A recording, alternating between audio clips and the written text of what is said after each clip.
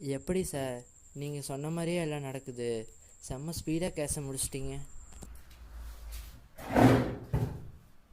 அதனால தான் கார்த்திக், இல்லைங்க கார்த்திக் கான்ஸ்டபிள், நான் அலெக்ஸ் பாண்டியன் எஸ்ஐ.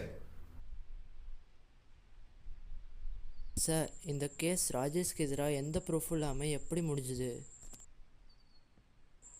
ஏன் சார் அவனுக்கு எதிராக எந்த ப்ரூஃபும் கிடைக்கல? ஏன்னா அவன் கொலை பண்ணல.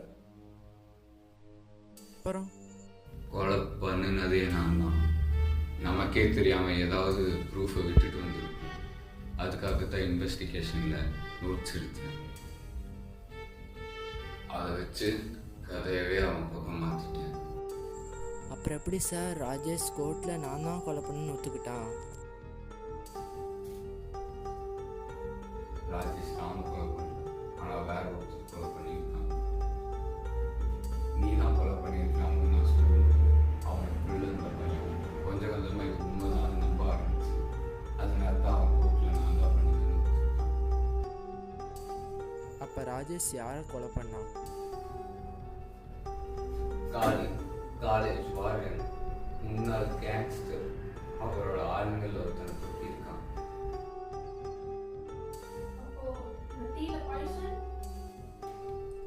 அது கேஸை டிஸ்ட்ராக்ட் பண்றதுக்காக ராஜேஷ் யூஸ் பண்ண ட்ரிக். யாரால எப்படி கொல்லப்பட்டான்? ராம என் கையால நானே கழுத்தை நெரிச்சு கொண்டேன்.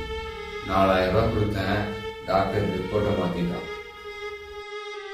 சார், ஏன் சார் இப்படி பண்ணீங்க? தப்பு சார்.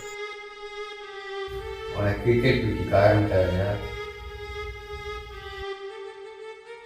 அது மாதிரி தான் எனக்கு கொலை பண்ண காரணம் தேவையில்லை.